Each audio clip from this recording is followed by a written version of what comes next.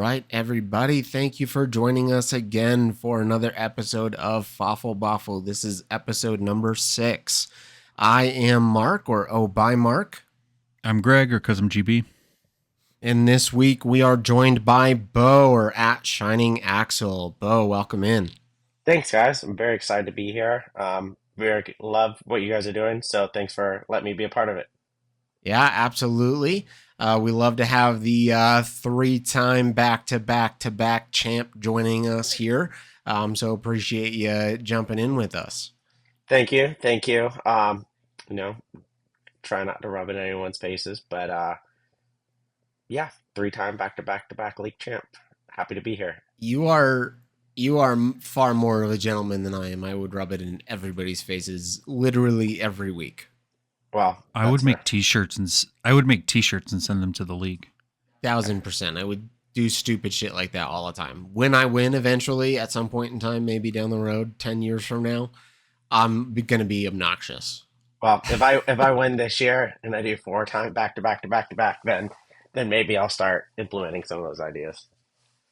Yeah, yeah, I think you need to. Okay, okay, that's fair. That's fair.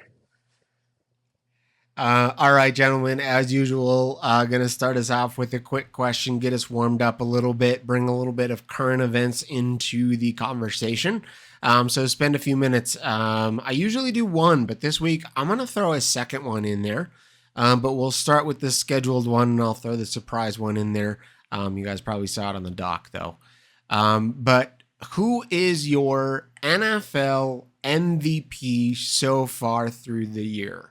And do you think that they actually win the MVP award come year end?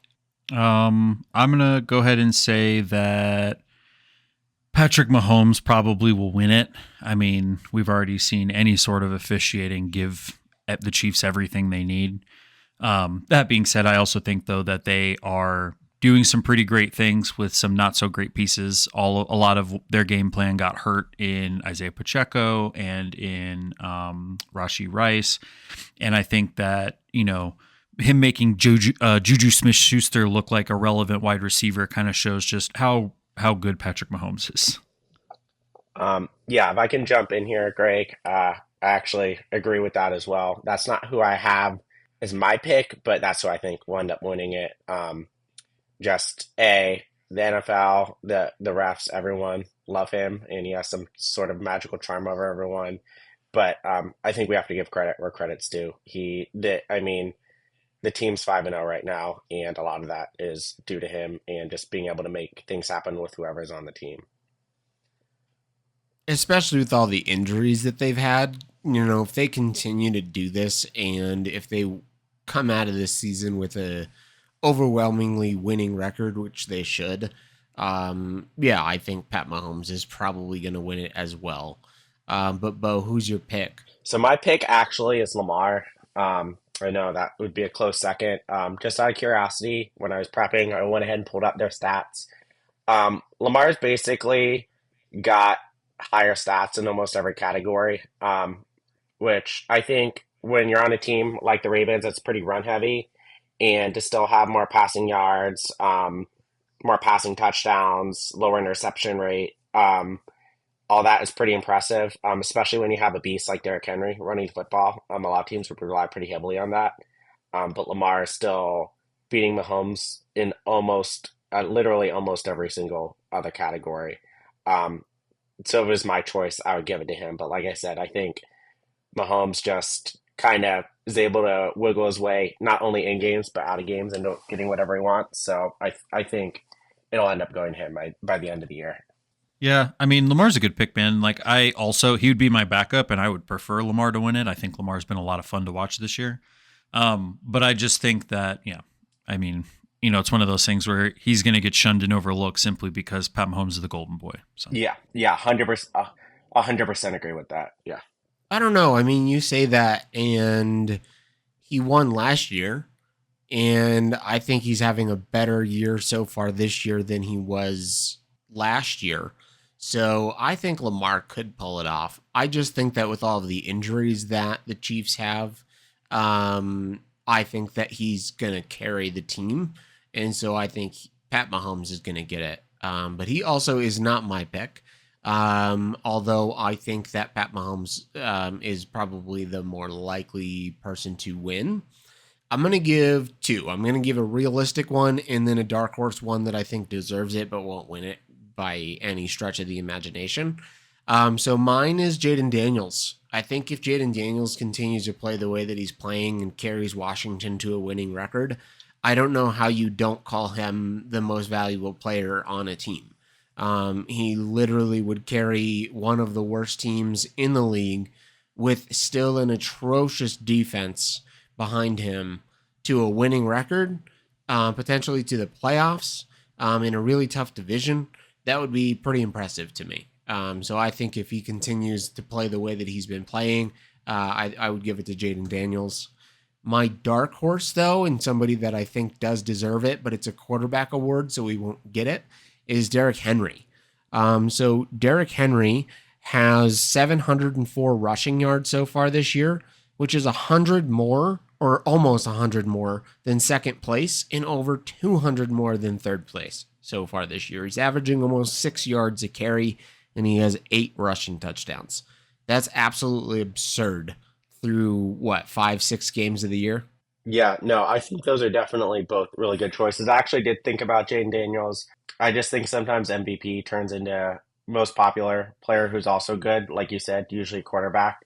So Mm-hmm. that's why I think that Mahomes is more likely to get over him, but I think I wouldn't argue with anyone if they were to give it to Daniels.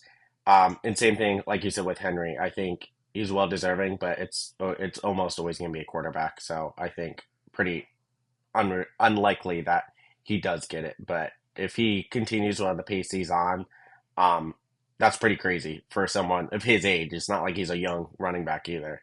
I also will make an argument that the reason a player like Jaden Daniels would win it is because they can easily just give him Rookie of the Year, which is kind Mm-hmm. of like, here you go. You know what I mean? Like an attaboy a little bit. But Yeah, yeah, Yeah, for sure, and that's why I think at the end of the day it'll be Pat Mahomes, assuming they don't implode for some reason.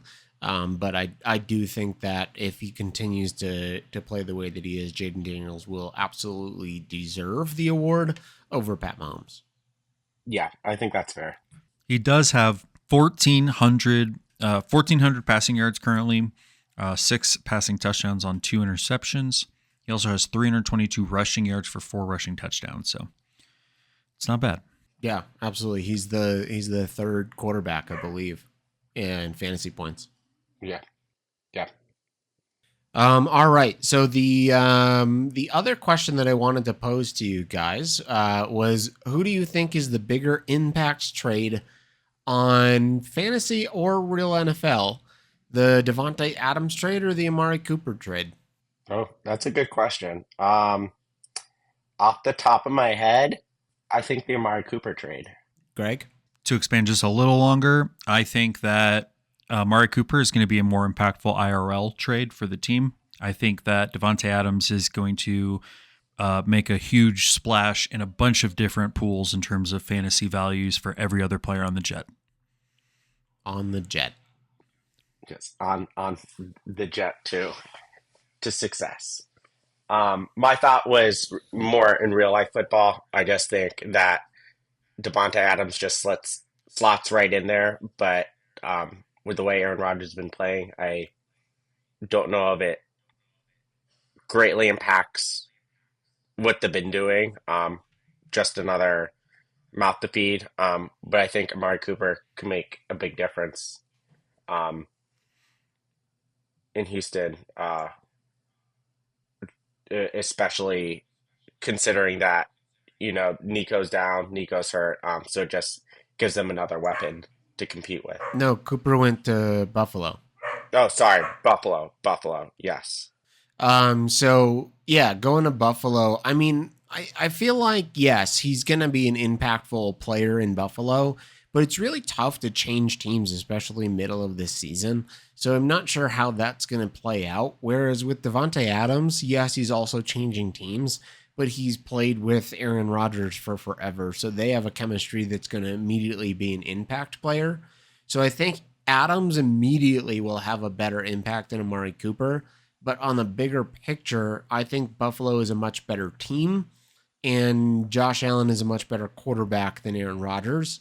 And so I think longer term, them getting Amari Cooper will have a better and a bigger real life impact. So to expand on my point a little bit, I think that I agree. I think my thing is I think Amari Cooper has the ability and the drive to want to go be an impact player somewhere, and I think he was just fed up with being with the Browns. Like we saw what he was capable of doing with Joe Flacco at the second half of last year compared to what he was doing with Deshaun Watson at the beginning of this year. I think he was just kind of over the whole thing. But I think that like with Devontae Adams going to the Jets, the thing we have to remember is I think Devontae Adams' value definitely goes up from him obviously sitting on the bench, but also just being in the Raiders in general. But then also he affects Garrett Wilson, he affects Adam Lazard, he affects Breece Hall, he affects Aaron Rodgers. Like the splash he makes fantasy wise is going like further out beyond him. Whereas like on the Buffalo side of things, Josh Allen throws a little bit more than he runs right now. But beyond that, like no one's really relying on players like Keon Coleman or like Curtis Samuel to like get them like reliable weeks, week in and week out, like they are the Jets players. So I think that's what I meant by I think Amari Cooper's a bigger impact in real life, and then I think that Devontae's a bigger impact fantasy-wise. Yeah, Greg, I agree with you there for the same reasons. Like you said, Cooper's going to Buffalo where there's not really like an established wide receiver, so he's not really pulling that much away from anyone else, or he's not making a star wide receiver one, bounce down to wide receiver two, versus Adams going to the Jets. He's going to affect a lot of players that are considered studs or really high-value players like Wilson, and Hall. So I think fantasy wise, that trade has more impact.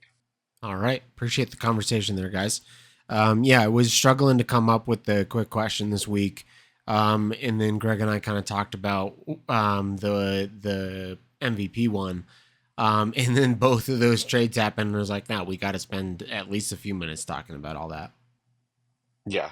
Well, I think last minute too, I think when I was talking about Cooper and we were talking about him going to Buffalo and I said Houston, didn't Akers just get traded too? Did you guys see that? Or Yep, to the Vikings. okay, yeah. So I think that's where the teams got crossed in my head. Akers got traded to the Vikings too. Not as significant, Gotcha. but still No, I actually didn't even see that one. Yeah. Yep. So it just happened like I think out. when I was driving home from work. Yeah. Oh, gotcha. Yeah, I didn't even see that one. Yeah. Okay. All right. Well, before we jump into the pick'em results and going through those, and before I kick it on over to Greg, I just want to make sure that we take a moment to call out the fact that Ryan absolutely crushed it this week. He fell one game shy of running the table, but I wanted to make sure that we called that out. That's very impressive, in my opinion. I guess. Couldn't pull it off. Yeah, you're right. Fuck Ryan. What am I doing? Giving him credit. He didn't do shit. Ew. All right, Greg, if you want to take us through the pick'em results from week 6, go for it. Okay, so Ryan won on the week with 13 total right picks. He just missed Monday night. He picked Buffalo over the Jets covering the spread. But I think that Adrian came in second with 11, but also like while Ryan had a huge week, Adrian consistently is sitting at the top of this table. Like Adrian is consistently like 1 or 2 in the total picks. Like he's getting a lot of these right. Mm-hmm. That's why he's leading. And then Coulter and I came tied for third with 10. And then 3 more people, Mark, Rob, and Corey, came in tied for 5th with 9. And then Bo and Alex 8, and Anthony 7. Anthony's bad at this. Big picks were like Ryan picking Cleveland. He is the only one who picked Cleveland to cover the spread against Philly, right? I'm not totally sure what they are at the moment. It's hard for me to flip back and forth. But, you know, he's the only one out of this entire league to say, you know what? I think that the Browns are going to be able to cover 8.5 points. And he was right. So that's really impressive. Good job, Brian. That being said, he picked Buffalo, whereas me, Mark, and Rob and then Brian picked the Jets. Everybody else picked Buffalo. So Otherwise, like you had the Chargers game where Rob, Coulter, Ryan, and Adrian all picked the Chargers correctly, and the rest of us picked Denver. So obviously that went one direction. Yeah, there weren't a lot that were like, stand out in the correct category, but I wanted to call out. I saw that Adrian was the only one to pick New Orleans, lost. Rob was the only one to pick Vegas, lost. Coulter was the only one to pick Dallas, lost. Sucks to suck. Rob and Brian were the only ones that picked the Giants. That lost. Yeah. I mean, overall, I think most people had a pretty successful week this week. Yep. Yeah. Yeah. Yeah, for sure. All right, jumping into the fantasy matchups. I had a pretty good week this week on my predictions. I went 4-2 this week. What did you go, Greg? Did you have yours prepared this week? Yep. I went 5-1. Dang, you're good at this. I'm not good at this. I picked my game wrong. You didn't pick yourself? No, I picked Rob. Wow, that was rude to yourself. Is it though? Yeah, have more confidence, dog. Yeah, I feel like Mark's pointed this out a couple times, Greg. You've got a good team, but I feel like every week you're like, "Oh, my team sucks. Like I'm not going to win." But you're in third in standing, so I'd give yourself a little bit more credit. Just saying. Don't change what ain't broken. You know what I mean? So Yeah. what's my Yeah. record? And I pick against myself most weeks. Yeah, that's fair. That's fair. That's fair. Keep it going. Whatever works for you. Whatever works. Fucking just nag your team into being good. Yeah. You guys suck. He's just bully him up. Be like, you guys got to get your shit together. He's just tweeting at all of his players. You guys suck. Get your shit together. Don't ever do that, by the way. Don't bully players. Yeah. I don't approve of that. Yeah, that's fair. Just also, who has the time? God, I know, right? Go do something better. Go touch grass. Go eat grass. All right. Any other things you gotta want to call out about the fantasy matchups this week? There weren't really any upsets unless you want to count Greg beating Rob because Rob was undefeated, and if you want to count Bo beating Corey, who's undefeated. But like again, Greg, your team is good, so I don't think you can be the underdog. And Bo, you're the back-to-back champion, so I don't think you can be the underdog. So I don't know if I count those as upsets. Agreed. I do want to say that you did call that we'd leave the week without an undefeated team, and that happened. And then Alex finally got highest score of the week. So good for him. Yeah, whoop-de-doo. Yeah, Alex got highest score of the week, and then Brian hit sub 100. Talked about that last week. So you did it. Everybody did what they were trying to do. Yeah, that's right. That's right. Everybody did it. There were a couple of close matchups. Mine with Coulter came down to Monday night. It didn't end up being super close, but I was sweating that one out. And then Ryan and Anthony was super close, and I was real bummed by the outcome of that one. Yeah, I thought, Mark, at halftime when I was writing things down, you guys were within like 1 or 2 points of each other. So I thought that one was going to end up a little bit closer, but then you ended up pulling away. I just thought that the dynamic of Ryan and Anthony was kind of a fun one because that one was within a point, and Anthony's obviously going hardcore for the number one pick. And then Ryan kind of starting a fire sale, and then it was two people kind of competing to lose. But Ryan still ended up winning that one just barely. I was just curious. I know that Anthony also wants Ryan to lose because doesn't he have Ryan's first pick? So he wants the first overall and the second overall now, I guess. So I guess he's in a little bit of a dilemma there. I don't know what you do in that situation. Yeah, I think Ryan's playing for 2026 at this point in time. Yeah, I mean, he doesn't have any picks in 2025 anyway, so. Right. My game didn't necessarily come down to Monday night, but he had Alan Lazard, and I definitely got real nervous because Alan Lazard at halftime had 14 points, and it was obvious that Aaron Rodgers was targeting him for like important downs and big plays, and I hated every minute of it. He got to be within 10 of me instead of being like 15 or 20 down. All right, guys. Any week 6 takeaways or just thoughts you guys have about players, highlights that you want to bring up? Any thoughts about your own personal teams that you want to just air grievances on? I'm so glad Evan Ingram's back. Holy crap. Can we pour one out for Aiden Hutchinson? Oh, I know. That sucks. Real life and, fantasy, but what a good player. And God, that did not, that was just it always sucks to see players get injured in real life. Taking fantasy out of it, especially players that are really talented like him. Did you see like the slowed down video of the injury at all? I did not have the guts to go back and look it up, but I'm assuming it did not look good. It's gruesome. And Yeah. he had immediate surgery that night, if that says anything. And he there's a video of him. I don't remember what angle it's from, but there's a video of him where somebody kind of suggests, and with the power suggestion, it looks very much like what he's saying. But you know how he like kind of laid on the ground afterwards, started taking his gloves off and stuff, and like whatever. There's a scene where he like, I think like a player walks over and he just like looks over at him. And he just says it's fucking broken. Like he knew, like it was. Oh yeah, it was bad. I think anyone there that saw him I mean, person you have would to know right away. Yeah. Yeah. Sucks. Yeah, that totally sucks. On a brighter note, I did have a couple highlights. Totally up to you guys how deep you guys want to discuss any of these, or we can just point them out and move on. But I'm just going to read down a couple noteworthy things for this week. As much as you guys probably hate to admit it, Ryan's Baker call is looking pretty good. Bucks destroyed New Orleans. Caleb Williams actually starting to Hold on a heat up. second. Hold on. I never claimed to dislike Baker Mayfield, nor did I ever claim that Baker Mayfield was a bad quarterback. What I was arguing that in no way, shape, or form is Baker Mayfield a better quarterback than Kirk Cousins when you look at them side by side for their career and at this current time in their career. I will still take Kirk Cousins over Baker Mayfield. Okay, that's fair. I mean, I was pretty silent in the discussion, so I'm not really going to take a side. But it just had to take an opportunity to shout out the Bucks, I guess.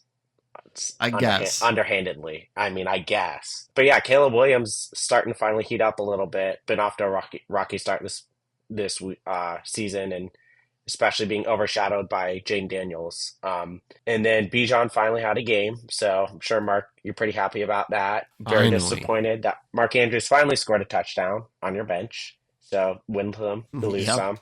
I thought it was very interesting, especially being a Bucs fan, the Bucky versus Rashad debate, what they decide to do going forward. I personally think that Bucky's going to end up it's going to be more of a 1A, 1B, but with Bucky being 1A versus Rashad. But we'll see how that plays out. And Drake May started, and he looked pretty good, I thought. I know a lot of that was garbage time at the end, but he's no Bo Nix, he's not going to be Rookie of the Year, but I thought he was off to a good start. So just a couple points that I saw watching the games this week. Bo Nix, we agree Bo Nix isn't going to be Rookie of the Year, right? Like that's an agreed thing? That yes. Jaden Daniels is going to... Okay. Just making sure. Yeah, again, unless something dramatic happens, there's no way that it's not Jaden Daniels. Again, unless he just falls off a cliff, there's no way it's not Jaden Daniels. That being said, the only other person that I would say that could come up and take Rookie of the Year is Caleb Williams. So to bring it back to Caleb Williams a little bit, you mentioned him there, Bo. Yeah. I looked up some stats. In the last 2 weeks, he has 530 passing yards, 6 touchdowns, only 1 interceptions, and he's tacked on 90 rushing yards on top of that. Jaden Daniels, over the last 2 weeks, I know different teams didn't play the Jaguars, so whatever. But over the same 2 weeks, he's only got 500 yards, only 3 touchdowns, 1 interception, and only 104 yards, only about 14 more yards than Caleb in the same stretch. So if Caleb continues to take off and if Caleb continues to learn, I do think Caleb has better weapons around him. So if Caleb continues to take that step, he could come in and take Rookie of the Year. But it is Jaden's to lose. And I think, like you said, because Caleb has the better weapons around him, Jaden's more deserving because he's kind of bringing the whole team and putting it on his shoulders versus Caleb Williams is set up to succeed. But I think Jaden Daniels has been so amazing this year that it's taking away a lot of the spotlight from Caleb Williams developing and becoming a very good quarterback, which I think he has the capability to do. I just think he's a rookie, and it's going to take a little bit time for him to get fully comfortable in that offense. Yeah, for sure. Yeah, I mean, we've talked a lot about him, but Caleb's a lot of fun to watch. Mark and I sat up and, we watched this game Sunday morning, and I was paying attention mainly because I had Evan Ingram playing and was, I cared about it. But yeah, I mean, that boy's like, you can see that he just looks like he's tired of like he doesn't look scared anymore. You know what I mean? Like he just wants Hmm. to be good. So Yeah, yeah, for sure, for sure. I think, by the end of the season, we're gonna see a totally different player in a good way. Yeah, for sure. All right, we'll move on to reviewing the key transactions of the week. There were a lot of them this week, and I love to see that. Love seeing trading activity in the league. I love that it's not just me over and over and over again trading. I love that everybody's really active, so keep it up. So I'm just going to run through these, maybe give me some quick hitter thoughts on these guys. The trade, and I'm just going to go in chronological order, not order of importance or anything like that. So the trade between Anthony and Rob, Anthony sent Alan Lazard and Rob sent his 2025 fourth round pick. Anthony sent me this trade and I didn't take it because I figured Devontae Adams was not too far behind on the Jets, and I just think that's going to kill Alan Lazard. I don't think he has any more relevance on the team from a fantasy perspective. I think that he's still going to be key on, deep third down and Hail Marys. But for fantasy relevance, I don't think he's going to be useful. So I think this trade was a push. Well, I was just gonna say I agree with you, Mark. I think Rodgers definitely kind of forces the ball to Lazard a little bit more, but I think with Adams there and Wilson starting to pick up, that Lazard's gonna start to become old news and kind of get pushed to the side a little bit. so I think that there's an argument that could be made for. I think that Alan Lazard has shown his value in red zone situations, not just big Hail Marys. He's not super involved in getting the ball down the field, but he gets, I mean, how many does he have so far this season? Yeah, but Devontae Adams immediately comes in and takes that role. I mean, I understand and I agree. I think that Devontae Adams kind of makes him pretty, irrelevant, especially compared to where he was at this past week. But like, he's got 5 touchdowns so far this season, and like that's nothing to scoff at. You had the big Hail Mary last week, but otherwise, I feel like Alan Lazard has caught like 3 red zone targets alone, like just short passes where he's the guy that gets the either in the back of the end zone or just the quick curl route to turn around and catch the quick pass. So I don't know. I agree that he loses a whole lot of value with Devontae Adams coming in. I just think that he might be a touchdown dependent player as opposed to somebody that is the big play dependent. So Yeah. To your point, he's got 13 red zone targets. Yeah, So- We don't need to talk more about Alan Lazard, though. He's not that relevant. fair. The next trade is between Bo and Rob. Bo sent Juju and Rob sent Ryan's 2025 third round pick. Bravo, Bo. This was crazy. I mean, I don't. I'd be interested to take your thoughts. I didn't think it was that. I'm not gonna say I don't think it was that crazy, but out of all the trades that happened this week, I didn't think it was that noteworthy. But I just picked him up off the waiver, and there was some interest, and I figured, yeah, he might take over some of the loss of from Rice not being there. But honestly, with my wide receiver depth, I would rather just have to pick, especially with it being Ryan's, because it could end up being a high third, which to me is kind of like a late second. So Yeah.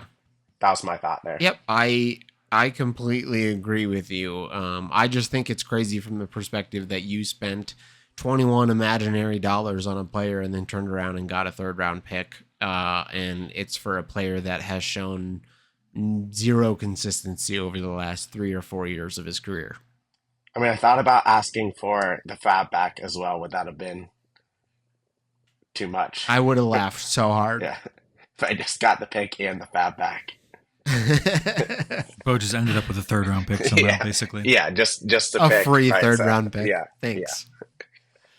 That's the only reason why I wanted to call that one out specifically, was because you basically swapped 21 fab for a third round pick. And if I could do that, I would do that every single day. Yeah. No, that's fair. That's fair. So hopefully he sucks and it works out for me and I don't regret it all, which I don't think I will, but fantasy is a bitch, so you never know. Yep, it sure is. The next trade was also involving you, Bo. It was between you and Ryan. This was the one where Ryan sent Travis Kelce and Mike Evans, and Bo sent a 2026 first and second and a 2025 third. Bo, do you know the story behind this trade at all? Um, Did Ryan the inform way you of anything? the way you're wording it makes me think I don't know. He did say that there were other offers on the line. I know that you said last podcast that you're going to be digging around, so I don't know Yeah, you you sniped. if You I sniped sniped you. both Greg. You sniped both Greg and I. Okay. I mean, he did say Greg was going after specifically, Mike Evans, and I was going after Travis yeah. Kelsey for effectively the exact same valuations. Greg and I just sat on our hands a little bit, and then you swooped in and he accepted your offer. Well, I'm gonna give credit to the hurricane for that one. So, for her, the hurricane came through. Long story short, we were out of power, so I was at my dad's house, and I didn't have anything to do. My dad had power, but I was at my house, so I was literally just sitting there. Ryan texted, said, "Hey, are you interested in these players?" I said yes. He said they're both Kelsey and Evans, who I asked about, are both being sought out by multiple people. So I was just like, all right, I'm going to send an offer right now. And I sent it. He accepted within like a minute, and that was that. Yeah, he didn't So even think about it. It was kind of rude. yeah, usually I do think about trades a little bit more, but like I said, it was just I was having a beer, sitting there, didn't have anything going on because of the hurricane, and it just felt right. Sometimes trades just feel right, and I just jump on them, and it was one of those things. So yeah, I mean, I can definitely see. I think this is one of those trades where it's not like super like you can interchange both sides. It obviously you guys can tell what I'm doing. Like I was going over competing players, and if someone was rebuilding, I would much rather have the first, second, and third. I mean, we know how Kelsey's been. He's older.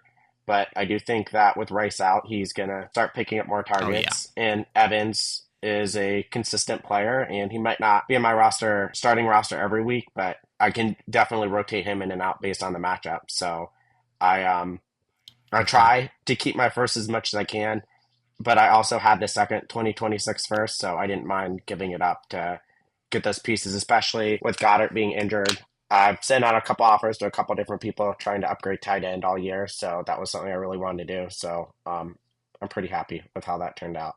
And it was really good timing with Goddard being out.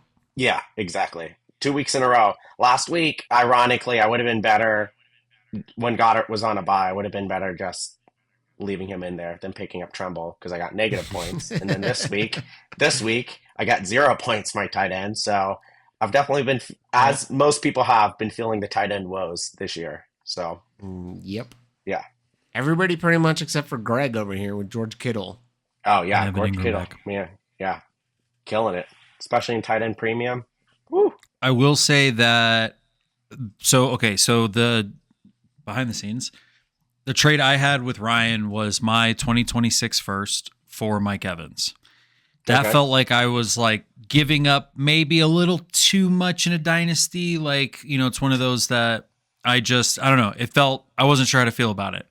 That being said, if I could give up a first, second, and third round pick and get fucking Travis Kelsey and Mike Evans, that feels like a worthy trade to me. It feels like a fair trade, but like, it feels like I'm getting more and I'd be more excited about a trade like that instead of the individual piece. But Yeah, yeah, yeah, yeah.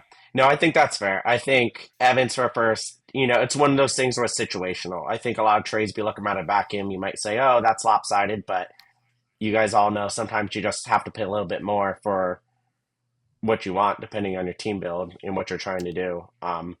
yeah. Right. But yeah, obviously with my roster, trying to keep up the competition, I was happy for it because I don't know if you guys have ever sat down and looked at my history of drafting, but just to throw out a couple names, I've drafted Jalen Rager, Jamison Williams, who before this year was nothing, and then Sky Moore. So I'm okay giving up the picks for known commodities because some of my past picks have not turned out too hot. It's tough. Yeah, it's tough. All right, the next trade I think is wild. I missed this when it happened, and I really only digested it when I was going through all of the trades for the episode. This one's also between you and Ryan, and I'm really mad about this one. I'm salty about this one because you basically traded peanuts and got T.J. Watt and Zaire Franklin. Yeah, so this one's actually, even though the Kelsey and Evans one is big, this one's actually my favorite trade.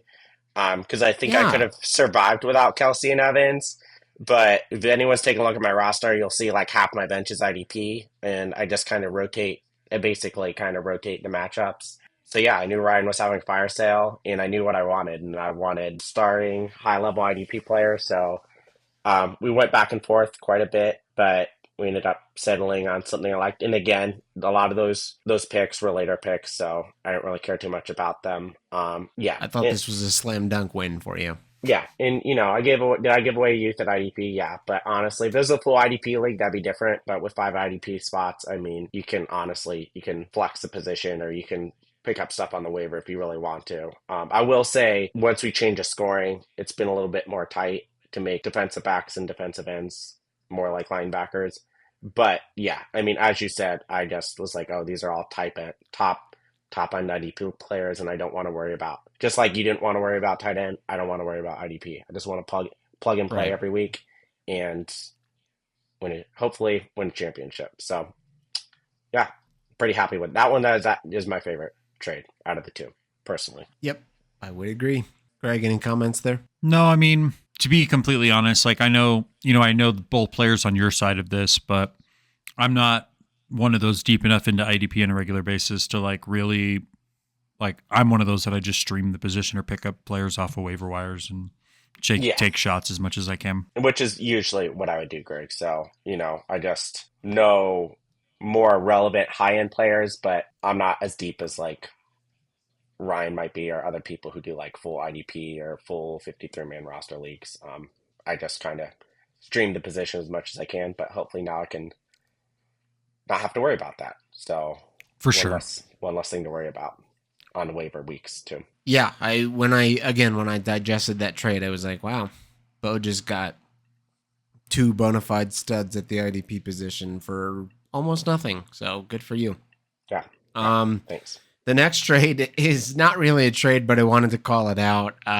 This was the drunken trade between Ryan and Anthony. So the story behind this is we were at Great American Beer Fest. And this was what, Greg, hour 3 of the Great American Beer Fest, maybe 2.5 hour mark at some point in time. So we had been drinking nonstop for like 2.5, 3 hours. We were drunk. And Anthony goes, Doug, Ryan just sent me this trade. I can get a second and a third for a third this year. And we were both like, yeah, do that. And then it went through and I looked at it and I'm like, no, you idiot. You just gave up a second round pick for a third round pick. Well, no. Wasn't the trade that not only was it not that he would get a second and a third next year for a third this year, it ended up being that he gave up his second this year and third this year for a third next year.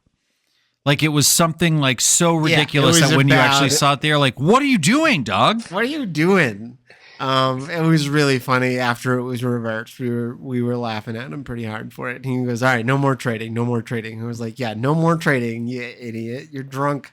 Go home. Yeah, it was pretty funny because on the chat, Anthony is literally like, hey, send us trade offers.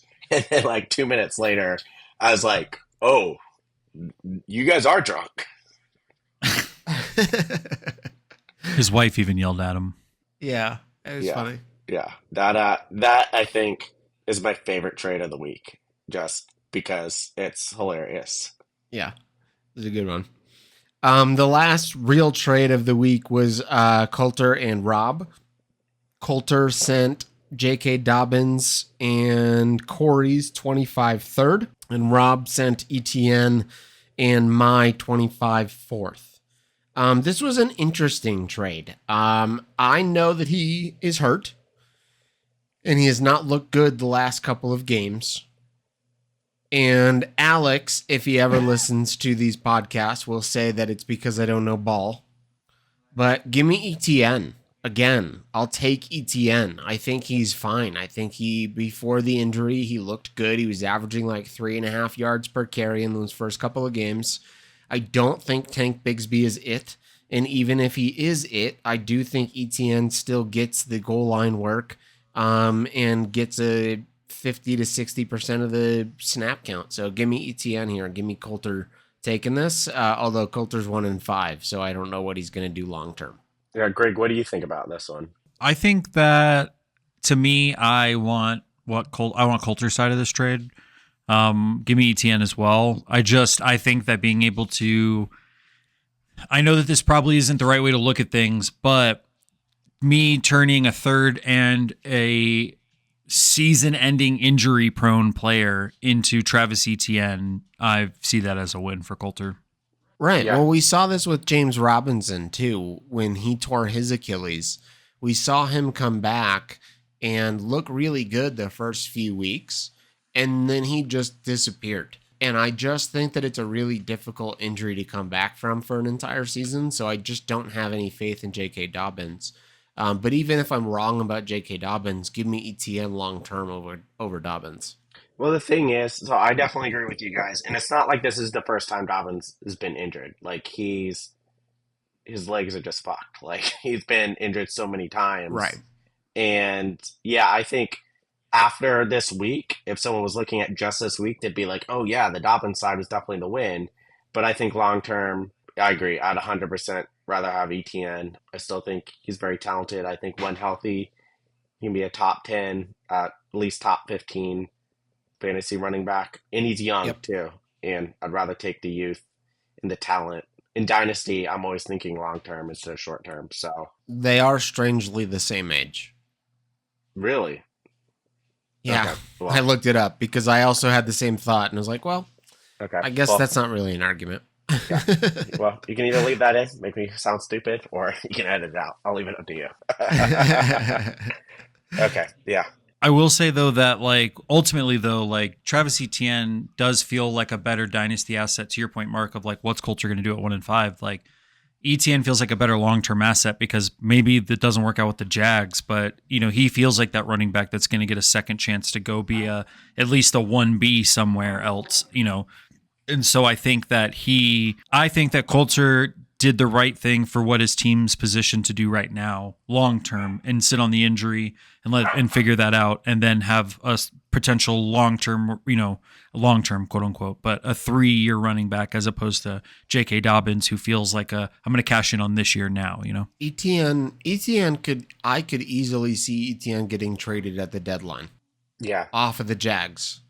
Next year's a team option on his contract, so they have to pick up his 5th-year option on his contract, and then that's it. So, do you continue to invest in a running back on a team that needs more than a running back? So, I'm not going to be surprised if ETN gets traded after he's healthy. yeah, Makes sense. yeah. I agree. I agree. I think ETN, we all agree, is the winning piece here. Yeah. All right, we will jump into the week 6 awards. I put the polls up rather late. I usually try to do this pretty early on in the day, but it slipped my mind. So let's take a peek at these poll results. We got like 8 votes. Yeah, we did pretty good. All right. Yeah, we got 8 votes. I'll take it. So GM owner of the week. I thought this was pretty easy. I almost just put your name out there as the only option. And I voted for Bo, and as did the rest of the league. Yep, pretty obvious why we just spent a whole segment basically explaining how Bo destroyed Ryan twice in 2 trades. Okay. Yep. Well, no argument there. I'll take it. We can move on. Next one was the start of the week. This one was much closer. This one came down between Anthony playing Tyrone Tracy and Brian playing Cole Kmet. Who'd you guys vote for? I took Cole Kmet. I looked before you put the poll up. I looked really hard. I didn't think there was a ton of crazy starts this week where I was like, "Oh my gosh, like that was ridiculous." But the only reason this is just like a slight to a hair that I chose Cole Kmet is because I saw he had Noah Fant there, and I was like, "Yeah, I don't think it would have been crazy to start Noah Fant over him." So kind of like you pointed out a couple weeks ago, kind of taking into account, is this the only option for them to play, or did they have another option they chose to start this player? But I could definitely be convinced another direction if anyone has any other thoughts. I don't have a strong opinion. Yeah, I mean, I picked Cole Kmet as well because, I mean, to me, that just, that's one of those where it didn't feel like a tight end that you drafted early and you have to start type feel. So, I don't know. Plus, you adding the fact that Noah Fant sits on his bench too makes it feel like he had options and he made the right choice. Whereas Tyrone Tracy, like you said, was the only option. Yeah, that was kind of my thought process there. Yeah, I voted for Anthony starting Tyrone Tracy, mostly to just give the nod to Anthony starting Tyrone Tracy, who is somebody that he has been kind of pounding the drum for a while. So I wanted to give him the nod for having the gall to actually put him in his starting lineup, even though it really was one of like two options that he had anyways. But he's been saying that he's good, and he had a good week when he got the opportunity. Yeah, that's fair. The last one here is transaction of the week. The winner on the other poll, by the way, was Tyrone Tracy. By a slim margin. It was 5-4. Okay. Trade of the week is really, really close as well. I voted for the one that Bo got TJ Watt and Zaire Franklin, just because I thought it was a ridiculous trade. But it looks like the winner was Bo getting Travis Kelce and Mike Evans. That's what I voted for. Yeah, I mean, again, we kind of talked about that in depth, but I think I was pretty happy with both of those. But my favorite is the IDP one, just because, kind of like Rick said, I always try and flex the position or rotate it through. Versus wide receivers, I feel like I had enough depth where I could figure it out. Tight end, I would need a little help, but I mean, 50, 6 dozen one, or 6 and one, half a dozen the other. So Yeah, I voted for you getting Kelsey and Evans, simply because, like Mark had said, you kind of sniped both of us with one trade, so that was impressive. That being said, I do love that even Ryan and Anthony's drunk trade has 2 votes from Rob and Brian right now. So I considered voting for it. I did too, because like I said, I think that was my favorite trade of the week, just because it was a very bright moment over a very stressful week. So I enjoyed that a lot. Glad we could entertain you. Yeah, that was great. All right, guys. Well, we will take a quick break here. So go ahead and pause, get something to drink, or continue driving if you're listening to this while you're driving, and keep listening. We'll be right back. All right, everybody. Thanks you for letting us take a break. Welcome back in. We are going to jump into the Week 7 preview. We're going to start with the matchups like we usually do on the actual NFL. Talk about some relevant players. Greg, Bo, just call out anybody you guys are keeping your eye on for the matchup. Anybody that you want to call out or think you're going to have a good game. Any hot takes you have for the game. And as usual, our guest is going to make their picks live on the podcast here. So Bo's going to make his picks live for us with the spread. So Greg, we'll let you tackle this. So start us off. All right. So the first game this week is Thursday night. This is Denver versus New Orleans. It's in the Superdome, and New Orleans is the one that receives 1.5. So this is basically a straight up pick'em game. Who do you think's going to win it? Crazy that it's a straight up pick'em game Yeah. for me. Oh yeah. Point outs for me is that I actually think Spencer Rattler looks really good for being like a no name quote unquote rookie that is like a long shot guy that people have in like deep dynasty leagues in a lot of leagues. But I think that Denver's defense is gonna eat on this being a rookie quarterback in his second start in his career. So Yeah, I don't think that there's a chance that New Orleans comes away from this game with meaningful points. So I don't see how they win, because isn't Shaheed hurt too? Shahid's hurt, and then Olave got hurt as well. Yeah, So Olave's most likely missing because he's concussed. yeah, Shaheed's so hurt, I'm pretty sure. yeah, he is. And it's Spencer Rattler. right. Yeah, so Bub Means, the infamous Bub Means from Pitt, is the one getting kind of all the fantasy attention, which is not really a good sign for the Saints. It's not what you So, want. No. yeah, not against a defense that's as good as Denver's. It's not like they're going and Right. pudging their way through. So, yeah, it's going to be a tough week for them, especially after their last week or this week. So, yeah, I guess I am going to pick Denver here. pretty easily, I think. The spread to me is a little surprising on this one, but I just don't think the Saints are able to pull through. That makes sense to me. Okay, so the next game is New England at Jacksonville. This is actually a London game. This is Jacksonville's home game, and New England is the one receiving 5.5 points. New England is receiving? Yep, New England is receiving 5.5 points. So I just want to point out that both of these teams are 1-5, and I don't think that Jacksonville is good enough to be getting, or having to cover almost a touchdown's worth of spread. You know what I mean? So this is an interesting spread for me. Yeah, me too. Drake May looked pretty good last week. He made some mistakes. He made some really bad throws, but he's a rookie. I expect it. But he made some really great throws as well. And that was against a really good defense. And he made Demario Douglas. I wanted to say Pop Douglas, and then I said Demario, so it threw myself off. He made Demario Douglas a relevant player against a really good defense.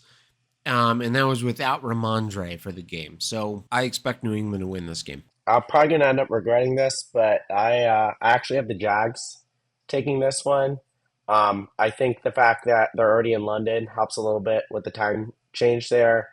And, I mean, let's face it, they're both not good teams. So it's not a game it's not a game I'm waking up early for, and I'm excited to watch the 9:30 game. But yeah, I just think the Jags are able to kind of bounce back on this one and take advantage of some of the struggles New England's having. But this is not a game that this is a game pick that it's a little bit more instinct over stats and facts, I would say. My gut is just saying Jacksonville. The spread has me a little nervous, but I'm going to go with my gut and stick with Jacksonville on this one. Okay. That's fair.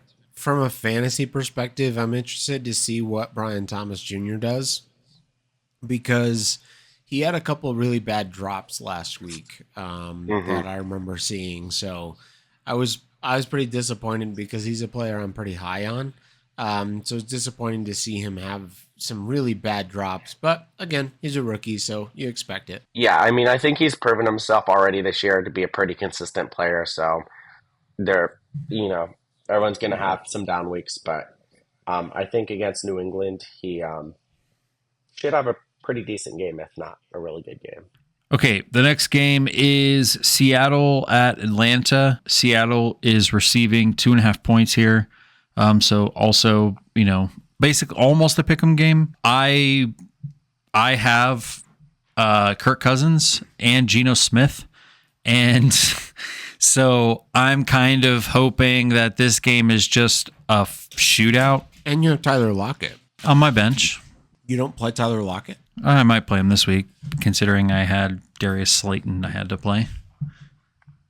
But yeah, I mean, I don't know. I think that I'm really interested in this game simply because I have the two quarterbacks. So what are your thoughts? I mean, I just think that Kirk Cousins has looked consistently better. He had, I guess against New Orleans, he didn't have a great week, but 42 points and then 14 points last week, but he still threw the ball a hell of a lot. People had some drops here and there, but Bijan kind of carried that game. But they still are winning games. You know what I mean? The Atlanta is 4-2 right now, and I think that they have looked competitive in every game. And Seattle's looked, I don't know, I feel like they've looked up and down all season. Some games they look great, and then other games you're like, where did that team from last week go? So I think that, Geno Smith scores a decent amount of points because Atlanta's defense isn't incredible, but I'm thinking I might get the shootout I'm hoping for. Yeah, I think this is actually going to be kind of like a surprise, really good game. I'd be really interested to watch this one. I do have Atlanta winning. I just think their offense is really getting in sync.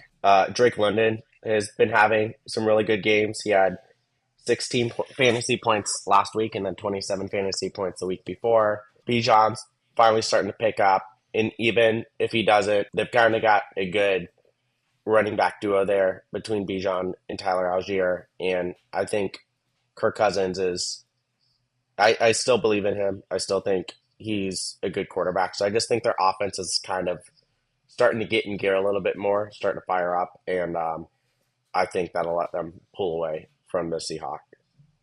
Yeah, I haven't watched the Seahawks too much this year, so I don't really know too much about them other than watching highlights of Ken Walker. I haven't really seen much of them. I was looking at DK Metcalf earlier. Did you guys watch the game at all? Well, Greg, I know you didn't. No. But Bo, did you watch the game at all last week against San Francisco? I watched the first half of the game, but I didn't watch the Okay. second half. I'm just so curious because he had 3 catches on 11 targets. That's Like, insane. what? I mean, I just think that just speaks volumes to San Francisco's defense. They just kind of took advantage of them and just wasn't able to get anything going. Yeah, because even Tyler Lockett was 4 of 8. So JSN was 5 of 9. So they were definitely throwing a lot. So maybe it was just kind of a desperation throws at the end of the game that's adding targets to a Yeah, I think a otherwise lot of those respectable came at the score line. end. I think the game became a little bit tighter towards the end. At the beginning, it, it it didn't seem like it was quite as close. I have to check the Gotcha. box score and see, but yeah. But yeah, I don't really have anything else to add to this matchup. Okay. The next game is the Titans at the Bills. The Titans are receiving 6.5 points here. Ooh, it's 6.5 now. Oh, 8.5. Sorry. It is Okay. 8.5 points. The Titans are Okay. receiving 8.5 points here. I was going to say at 6.5, I didn't think that was going to be enough. Yeah, I mean, this should be a blowout, right? Yeah, I think I so. mean, theoretically. I think that's what's going to happen. Yeah, I mean, I think even with the spread, Buffalo pretty easy here. That's where I put my money.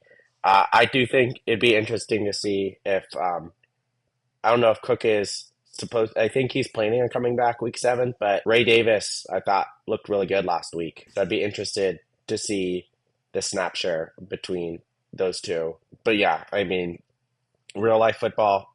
I think Buffalo destroys Tennessee. I just don't think there's any way to argue it any other way. I was going to say, I'm going to go ahead and say that Mitch Trubisky gets points this week. That's how bad of a blowout it is. Oh.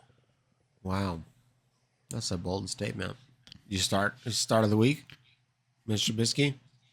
I don't have him. I mean, selfishly, I'd like to see Tony Pollard have a really good game, but Sure. yeah, that's just for my own fantasy team.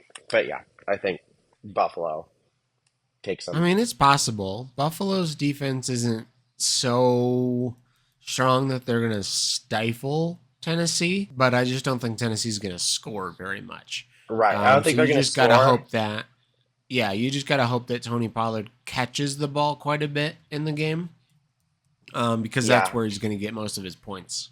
Well, my other thought too is they're going to be playing from behind, so yeah, they're not going to be running the ball that much. So I'm not expecting him to have a great week, but if they get close, maybe he gets lucky and gets a touchdown, and I'll take that. Okay. Hold on before we move on.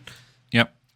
Do you guys, if you're Alex, do you guys start Amari Cooper week 1 on Buffalo Yes. on a short week of practice Yes. or no practice? I mean, let me look and see what other wide receivers Alex is working with. But in a vacuum, that's a yes because they don't really have any other really big wide receivers to work with. Josh Allen's just working with what he had. I mean, Amari Cooper, I think, is far and above. Yeah, I mean, I just think that he's automatically their number one without a doubt. Yeah, most likely. I just think Amari Cooper is a veteran enough player that there's a basic route tree and play calls that they can make and expect him to know by week 1. And Josh Allen is going to do everything he can to just feed this new guy the ball. You know what I mean? Build confidence with the new guy immediately. And I think that maybe he doesn't go off, but I think that he's a play that gets you a suitable fantasy week for sure. So Yeah. just in reference, Mark, to your question, I've got Alex's team pulled up right now. Wide receivers in no particular order: Keenan Allen, Amari Cooper, Christian Watson, right? Christian Watson, the infamous Jawan Jennings, and DeAndre Hopkins. So yeah, I would make a. Okay, I so yeah, mean, he's an auto start. I'd yeah, I would make a way to. I'd find a way to put Cooper in there, no doubt. I'm just really curious what the over under is on the week for receiving yards for Amari Cooper. I would probably put it at like 60.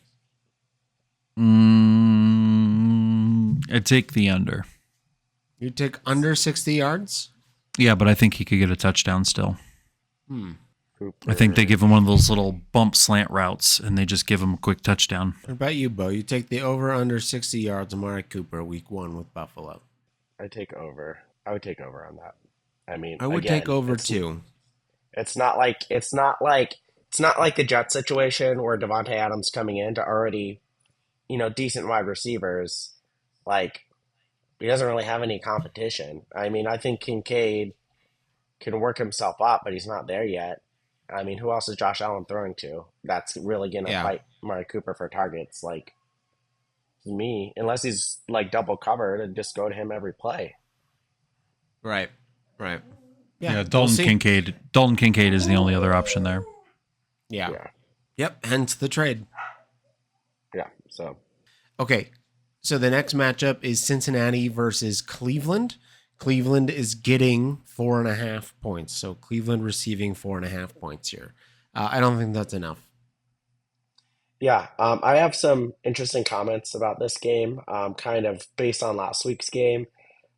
Really revolving around what the hell are they doing with Deshaun Watson? I don't know Oh if you my saw God. Stefanski's comments, but he was asked. I don't know if he was asked or if he just said it, but Mhm. Stefanski basically said Watson is still our quarterback on Sunday. My question is why? And Why? then Why? he again on Monday, so I guess yesterday, came out again and said basically, yeah, management's not making me say this. This is a decision I'm making on my own, which sounds suspiciously like management is making me say this. I'm not making this decision on my own. It's like blink once if you need help. Like Right. what are you doing outside of the money? Like it just doesn't make any sense to me. It's just Are you trying ridiculous. to win games? And if you're trying to win games, you need to sit Deshaun Watson. Absolutely. Yes, absolutely. It's just crazy that they won't even acknowledge you know, yeah, that this is dumb. We shouldn't have done this. I mean, I give um, the Panthers a lot of credit for benching Bryce Young. I mean, yes, they invest a lot in him, and he's a rookie.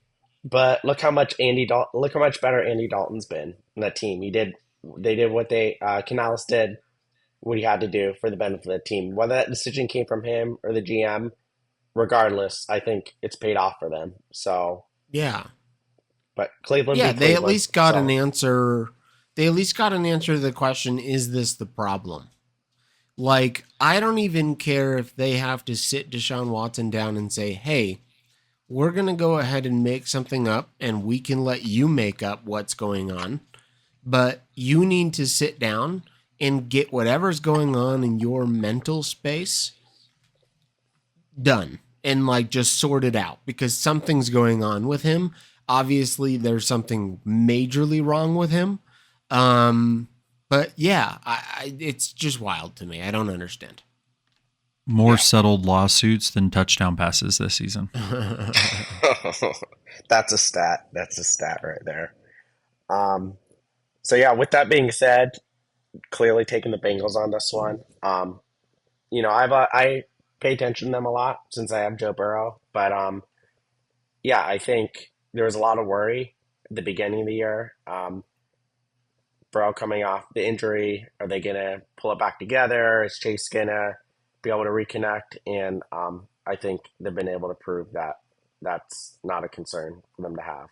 I think defense, they've got a lot of issues, but on offense, the Bengals haven't figured out. So I'm not worried about them, especially against the Browns. Does Nick Yeah. Chubb Does Nick Chubb come back this week? I think so. I think he's set to come back this week. I'm. I think it was. I think I was listening to the Ballers, and they were talking about how they were hoping that they could slowly get Nick Chubb back. And now because of Jerome Ford's injury, they're gonna just have to rush Nick Chubb back instead of being able to come slowly on. So He's just gonna have to be the Yeah. guy from the jump. yeah. So that's a little bit worrisome coming off of what was a pretty gruesome injury. Yep. Very Yeah. Aiden No. Hutchinson. Yeah. Hopefully they don't put him right back on injury, bring him back so soon. But Right. I don't really have any other options. So Right. Like I can just see them giving him like 25 carries week 1. yeah. 100%. I mean, to be fair, anything with the Browns, if you're like, that's probably not a good idea, you're probably gonna be like, yeah, we're gonna do that. That sounds good to Let's do us. that. Yeah. Yeah. So I'm not gonna give him any credit there.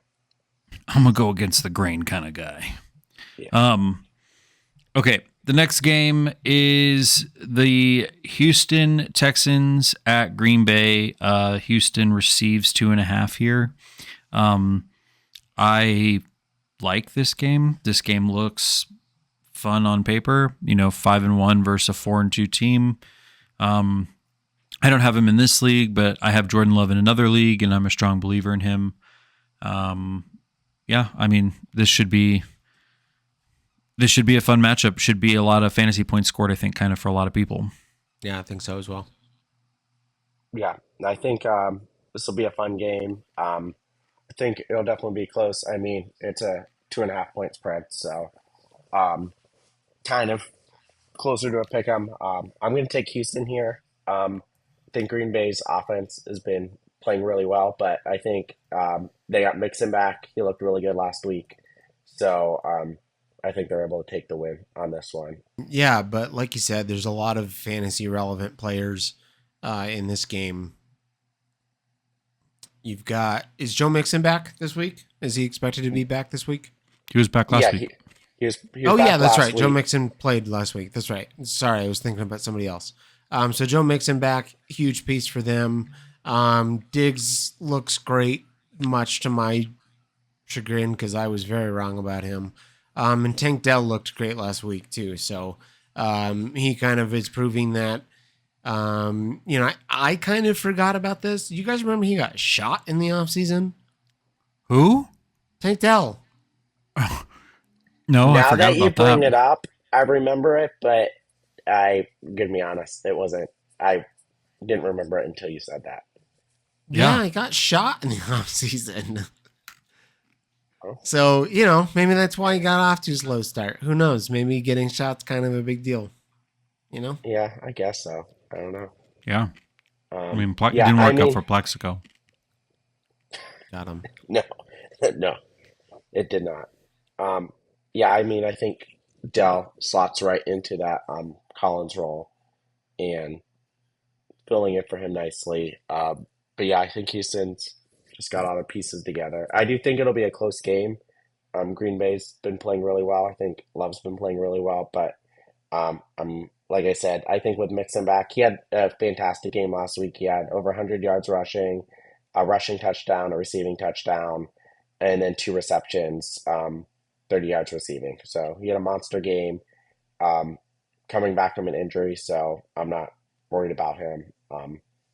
So I think between that and the receiving game, that they're going to be able to pull through. You know who's going to score a touchdown this game? Because he hasn't scored. He has scored one. So he scored one time this year. Is Josh Jacobs. He's due for a touchdown. Really? So I'm going to. Yeah, he's only scored once this year. It's crazy. Wow, that's surprising to me. I mean, to be fair, there are a lot of mouths to feed on Green Bay, so it's makes sense. But yeah, he's only scored once, so he's due for some end zone work.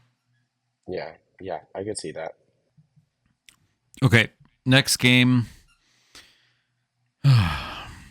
It's the Miami Dolphins at the Indianapolis Colts, and the Miami Dolphins receive 3.5 points. I'll let you guys take this one. You're almost out of the woods, Greg. And then, Tua maybe comes back and then maybe is eligible to play and can still play football, maybe. Maybe. We'll see. Maybe. Anything's possible. I mean, Imagination. Greg, I think your sigh at the beginning kind of said it all. Dolphins need Tua and they need him bad. So I just think there's some irony here having the Dolphins play Indy, especially if they have Anthony Richardson starting, having Joe Mm-hmm. Flacco sitting on the bench for Indianapolis, knowing that he could be starting for Miami right now and probably doing pretty well until Tua gets back. Um, but yeah, I think if they don't have Tua in, then I give this one to Indy. I just think that they've been on the struggle bus. I think A Chain has not really been able to carry the team very well. He's Hill out this week. is he out this week? So Yep. so even without that, I mean, he's not there. Hill's been below average. He hasn't looked like the player that he usually is. Waddle hasn't really been doing anything noteworthy. Like what what is that? What are the Dolphins offering that would make anyone think that they're going to cover the spread on this one? So I would almost argue that if the Indianapolis Colts start Anthony Richardson and he plays the whole game, it's the best chance the Miami Dolphins have at winning the game. Here's my prediction. My prediction is that Anthony Richardson plays, and then somewhere in the middle of the third to the end of the third quarter, maybe he makes it to the fourth quarter, they're going to bring Joe Flacco in to close out the game.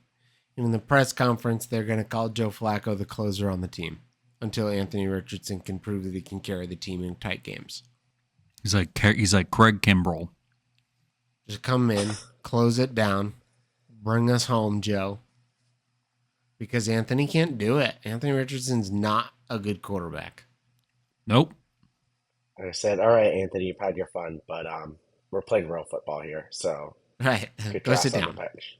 That fucking I all of a sudden Joe Flacco is endorsed by Progressive Insurance by the next day. I do think an interesting fantasy dynamic to watch is going to be Josh Downs has really had a couple of good games, and if Anthony Richardson comes back, I wonder if that continues or if his production drops quite a bit. So I'll be keeping an eye on that. Yeah, same with Michael Pittman. Yeah, so I mean, I'm not optimistic, but we'll see. Okay, on a much brighter note, the next game is Detroit at Minnesota. Detroit is receiving 1.5. What the F? The only reason that happens is because Minnesota's undefeated. And that's unbelievable. I think losing Aiden Hutchinson is a big deal. Agreed. But I think that Detroit wins this game. I think Minnesota is no longer undefeated at the end of it. And I think that's because Detroit it carries over its momentum that it's been carrying on offense. And Minnesota having an off week, I think they might be a little slow to start, and they're going to be playing catch up in this game. I mean, I also think too there's an emotional part to it there where after losing Aiden Hutchinson, I think maybe they kind of carry that on their back and they rally back, and that helps them push it over. But I agree, Greg. I have Detroit not only covering but winning this one against Minnesota. Who's going to be the better quarterback, Mark? Jared Goff, your boy, or Sam Darnold? Rob's, but also kind of Anthony's boy. Fantasy wise, Yeah. Jared Goff, easy.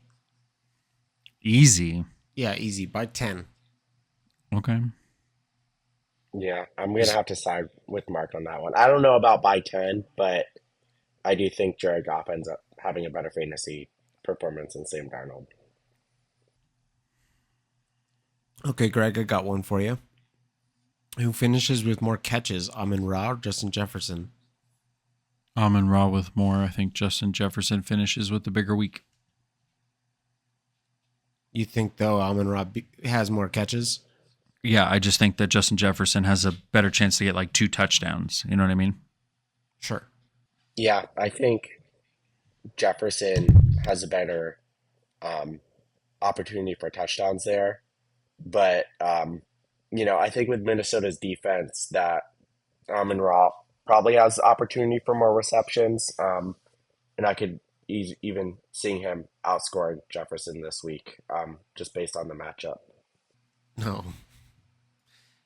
All right. The next matchup here is Philly versus the Giants. Giants, I believe, are getting 3.5 on this matchup. Yeah, that's correct. Giants have not been too hot, but Philly is not the same team they were last year. So I still think Philly takes this one, but um, I think it's going to be a lot closer. It's a division game, and the the word I put down is Giants have been spunky. They've been spunky. They've been finding a way to get their offense going. I still don't think Daniel Jones is the answer, but I've been seeing a lot of memes or posts that Daniel Jones is not getting the recognition he deserves. I think he's getting the recognition that he deserves, in my I think opinion. so too. Yeah, yeah. But yeah, I think the Eagles are there's something off with them. They're just not the same team they were last year. They've got the talent, um, but I think with Saquon on the team, you think that they would be playing lights out, and they're kind of just skating by a little bit. So I think with it being a division game, that puts a lot into it. But I imagine Saquon has a good game, but Hurts is, you know, he he hasn't been like a top quarterback either. I think last time I looked, he was outside the top 15. So I'm not necessarily expecting him to have a huge game this week either. But they've basically been running the offense through Barkley. Okay, so to be fair, Jalen Hurts hasn't had A.J. Brown since week 1 prior to this last game. And he And was without Smith for a couple weeks too, wasn't he? Oh no, um, just 1 week. but you look Yeah, at their one points for week. last week, the offense comes back together complete and they look okay. I do agree that it runs through Saquon. I'm very thankful for that as the Saquon owner in this league, but um, yeah, I think that it's still a division game, so I think it's going to be like unreasonably close for for a game that shouldn't be. Yeah, yeah, I agree with that. I think that's the case if Neighbors plays. If Neighbors plays, I agree with you because then the Giants have an actual offensive weapon to draw away from the run game. If Neighbors is out again, A, that's really concerning. But B, I think that the Giants can't do anything against Philly's defense. So that would preclude it from being a close matchup to me. So you take Philly. I take Philly if Neighbors is out. Is If out. Neighbors plays, I think I'm taking the Giants. Okay, I think that's fair. Okay, the next game is Vegas at the Rams.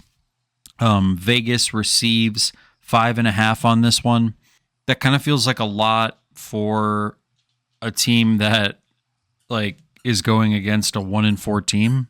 Like, I know that the Rams have had some close games, but also like they're so hurt right now. Cooper And Cup's coming back this week. okay, Yeah, that's what I was gonna say. okay, that's a fair Yeah, point. so I think Cooper Cup coming back gives them a legitimate offensive weapon to throw the ball to. Again, takes pressure off the run game a little bit. Matt Stafford can get the ball out quickly to Cooper Cup. I think Cooper Cup's going to eat in this game. And I think that Vegas is really, really bad. And especially, I don't know what the injury is, but Jacoby Myers was out last week. So if he misses again, they're especially really, really bad. So I just don't know. I don't know what they do. All they have is Brock Bowers. But yeah, like if he gets ruled out again, then that's not good because then they just have Troy Tucker, I think is his name, to throw the ball Yeah, to, and Alexander Madison, I guess, is their offensive weapon, and that's not great. Brock Bowers. So yeah, again, they have is Brock Bowers. yeah. I mean, they lost Adams. Obviously, that hits them pretty hard. And if they only have Bowers, he's going to get covered. So I think, especially with Cup coming back, he's supposed to be coming back. I don't know if it's confirmed, but I think he's pretty very, very likely that he comes back. I think that the Rams are able to take this one and win outright, because the Raiders are really, really bad. I do have a question for you guys. So, with the Adams trade, who do you think benefits from that more, Jacoby Myers or Brock Bowers? Jacoby Myers. Yeah, but also like it feels like they didn't do anything in terms of like nothing really will change from how it's been anyway, right? Other than Jacoby Myers being like hurt. But Greg, they got Tom Brady. Oh my god. That's right, a little Tom Brady magic there. Mm-hmm. They're going That's to win like the a Super Bowl now. as a part owner, right? Yeah, 5% ownership share. Yeah, I don't know what the odds are for the Raiders to go to the Super Bowl, but you guys might want to start placing your bets now. Take the odds while they're good. Comeback Right. player of the year, Tom Brady, Yeah, that's right. Um, as an owner. As an owner. as an owner, the first ever, the GOAT. Okay. So the next game is Carolina at Washington. Carolina is receiving 7.5 points here. I think that this is going to be one of those games that will probably end up with a score that makes the game look closer than it probably actually feels if you're watching it. I assume Jaden Daniels is just going to destroy Carolina's defense. Yeah, I assume this is going to be a blowout, and Jaden Daniels is going to be lights out this game. Yeah, I had that same exact thing on my notes. Jane Daniels, he's gonna have a day. He's gonna have a day, and I think that there may be some fantasy points scored on the Carolina side, in garbage time if they're just down by so much, which I expect them to be. I could see them just taking some shots, and if something ends up hitting, um, Deontay Johnson might get some garbage time there. But otherwise, yeah, I think Washington completely obliterates Carolina. Um, they've just looked bad. They've looked really bad, and Washington has been playing great. Jaden is gonna have a complete day. Do you guys think Jane Daniels may be top fantasy scorer of the week after this game? Could be. I could see that I being a possibility for sure. Yeah, I think he has a good chance too. I really do. Yeah, I'll take that. I'll also call out Chuba Hubbard. Chuba Hubbard has been pretty dang good all season. He didn't do much week one when the Saints were on their shit for 2 random weeks. But other than that, he's been really, really consistent. Um, so I'm curious to see what happens when Jonathan Brooks is healthy, and to see if they just let Chuba Hubbard take the lead and they slowly work in Jonathan Brooks, or if they just give Jonathan Brooks the workload after a couple weeks. Yeah, I was going to bring up the same point. I've got Brooks in this league, so I've obviously um, very interested to see what happens there. I am hoping that he's able to just plug and play and kind of take over Hubbard's spot, but I think with the injury and him coming back, I could see them just riding the hot hand. They've already proven that they're just going to do whatever is best for the team. They've shown that by benching Bryce Young and starting Andy Dalton. So I don't see them necessarily saying, "Oh, we have to put in Brooks because we spent draft capital on him." If Hubbard's doing good and that's what gives them the best chance to win, I think they run with that and figure out the rest later. So we Yeah. will see. Yeah. I think that's a very good point. I think that Andy Dalton is a veteran enough quarterback that if he decides that Chuba Hubbard is who he wants, at least getting a predominant amount of the plays, that's who the head coach will go to for at least a while. Yeah. Yeah. I agree with that. Unless it's obviously different in practice. We don't see practice, right? Yeah. Yeah. I mean, and they might have Brooks come in and be like, wow, like he's lights out, but he is coming back off an injury, so we don't really know Yeah. how that's going to play out. But hopefully, he takes over Hubbard's role and becomes a top running back. That's what I want. Next game is actually a pretty good one. It's Kansas City at San Francisco. Kansas City receives 1.5 here. So this is a pick'em game, but on the side of Kansas City. I assume that it's because San Francisco's home that they gave it to Kansas City. You cut out Sorry, there, go Greg. ahead. No, I was like gonna ask you guys. Sorry. You cut out. I didn't hear what you said. Just that. So like Kansas City is the team that's receiving 1.5. Like, is that simply because San Francisco is the home team here? Like Kansas Yeah, City's I think 5. so. Kansas City's 5-0. You know what I mean? Yeah. Like, I think when it's a pick'em game, the points go to the away team. Generally speaking. well, from a fantasy note, I hope that Brandon Ayuk decides he wants to be who he was 2 weeks ago and not what he seems to be showing us that he actually is. And Dude got his bag and just sat down. George Kittle, keep doing what you're doing, dog. Crushing it. Yeah, I think this personally, looking at all the matchup, this would be my game of the week. I think this will be the best game on the slate. Um, I think that San Francisco is the better team, and I think they should win. But it's hard not to pick the Chiefs because they just find a way to make it happen. I think we all are pretty aware that they've been getting a lot of calls going in their favor, and I think that continues. But I think it'll be a really tight game, but I think the Chiefs just find a way to make it happen and pull it out. But yeah, I mean, I think, like you said, Greg, I think Ayuk will have a really good game. Debo had a great week last week.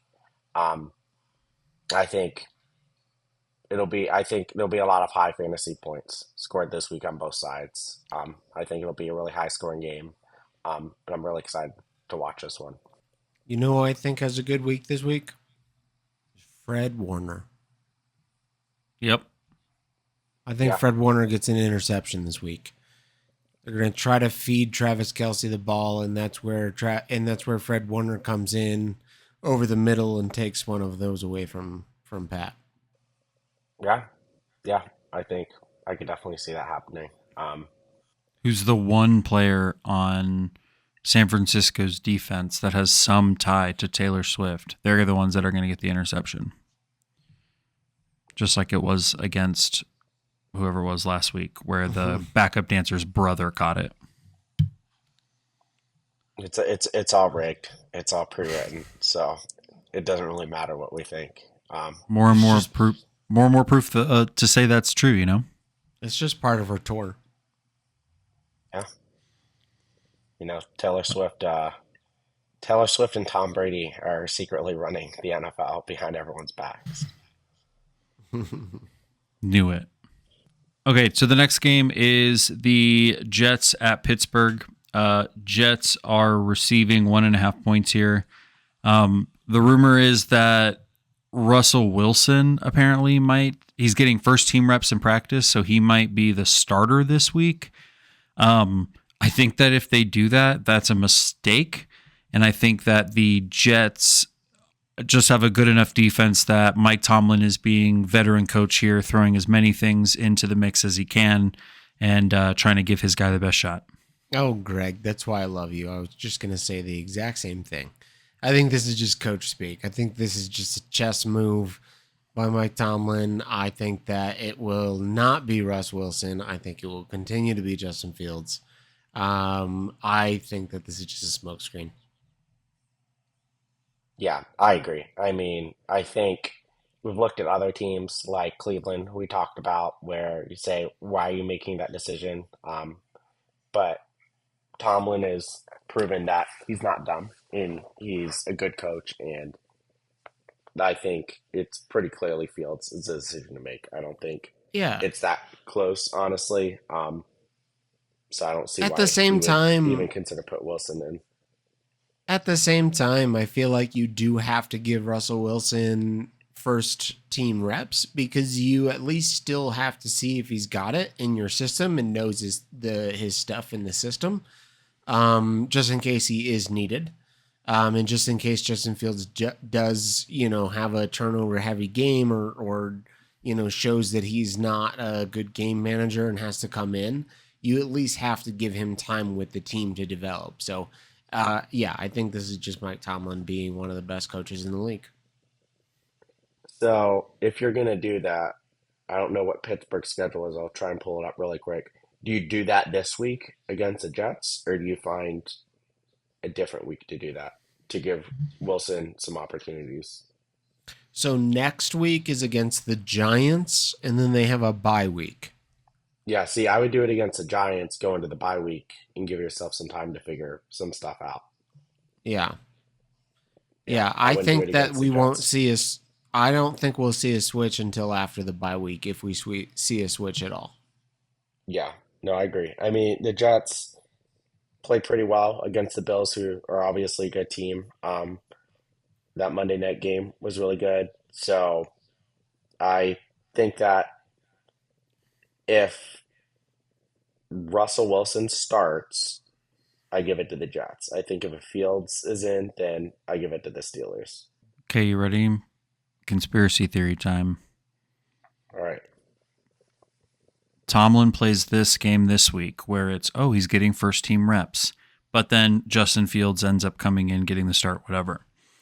Russell Wilson actually gets a start coming out of the bye week for a game or two. All of a sudden, Justin Fields is a game or two rested if he expects this team to make the playoffs on another quarterback that wouldn't have gotten a normal rest for 2 weeks. He gets three bye weeks in a row, and then they get the team back on track, and they end up going to the playoffs with a 3-game rested quarterback in a player like Justin Fields who needs to run. Over here playing 4D chess. Yeah, I don't know about all that, but If it happens over the bye week, just know that the first fucking domino has fallen for my big brain conspiracy theory. You know, just make note of that, and if it happens, definitely We'll give have it on yourself some record. props for calling it. Yeah. Yeah. I mean, Okay. I think that's the deciding factor in that one is who's at quarterback for Pittsburgh. Agreed. I will say that obviously this is going to be Devontae Adams' first game, and we assume that he's going to be at least a respectable fantasy asset because everybody is assuming that he and Aaron Rodgers have been literally like hanging out on the low key or whatever, the DL. ooh, they better not have. That would be tampering. Yeah, only if you find out. They were doing ayahuasca, so no one remembers. So I just had to point that out. I think that, this is an interesting week for the Jets offense as a whole. Also, I love, by the way, that they fire the coach probably because Aaron Rodgers wanted them to, and then turn around and remove play calling duties from Aaron Rodgers' guy that he brought in as the offensive coordinator. And all of a sudden their offense looks way better than it has all season.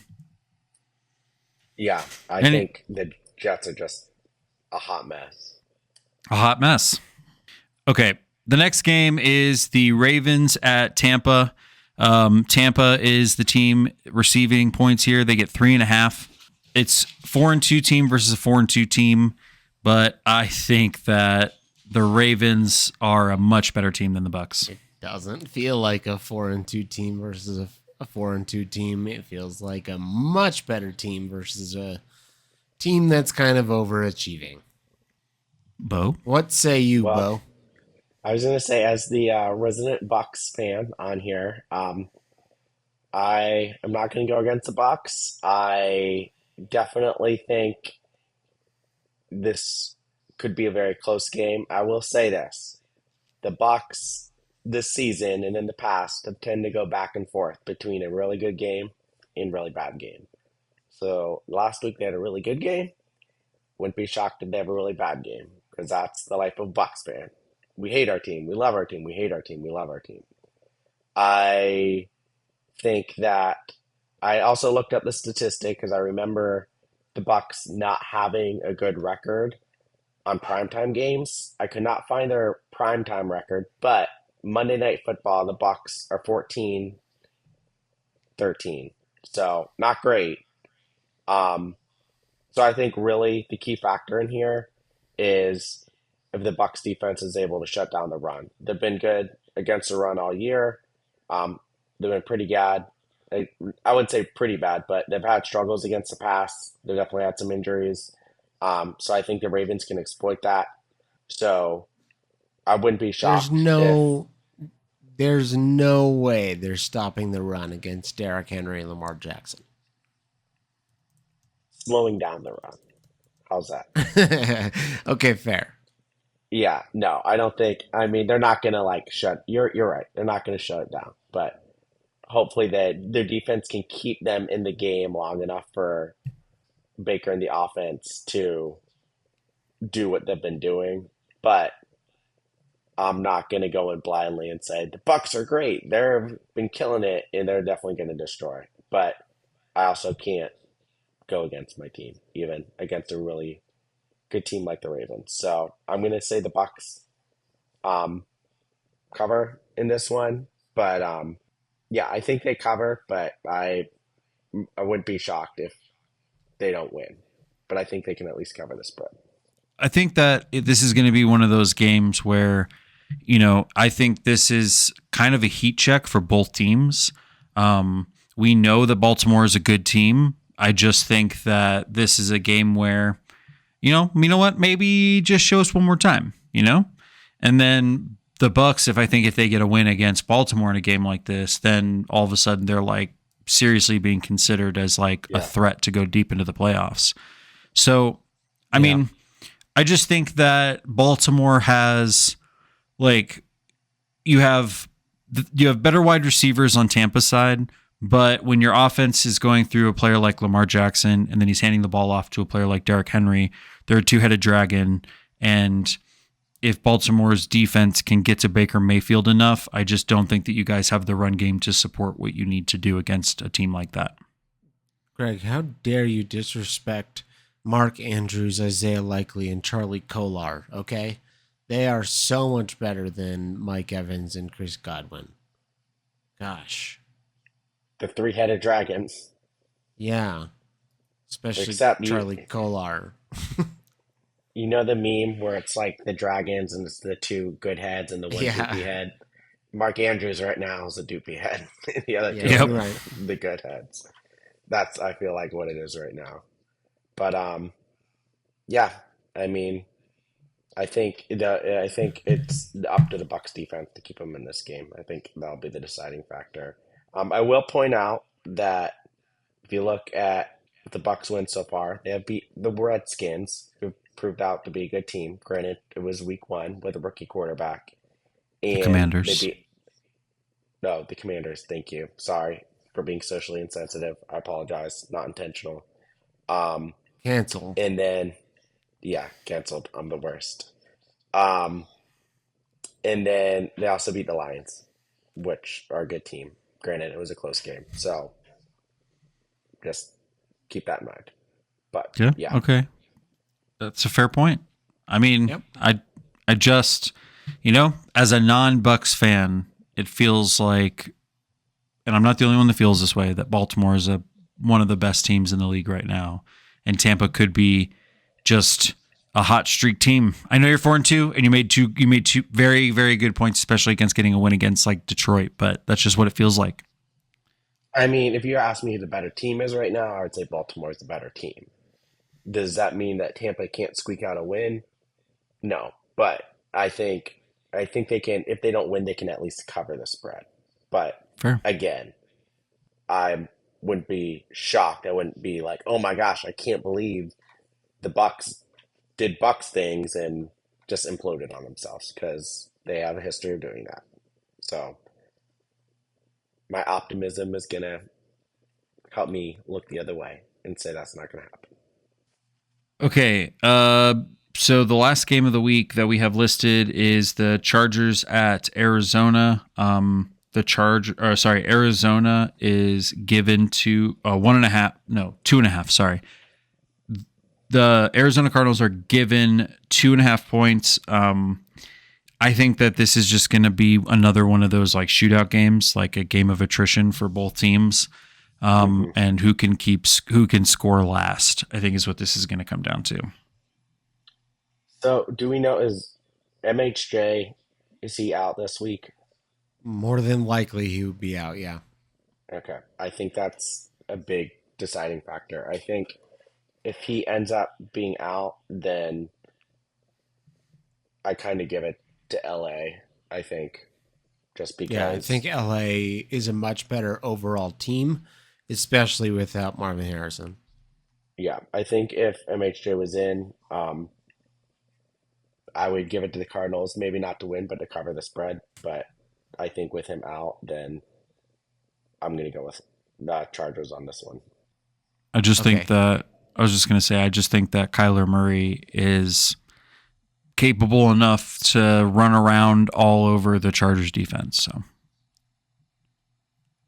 Okay. I mean, that's fair. yeah, nothing about whether or not he's cleared for concussion protocol or anything.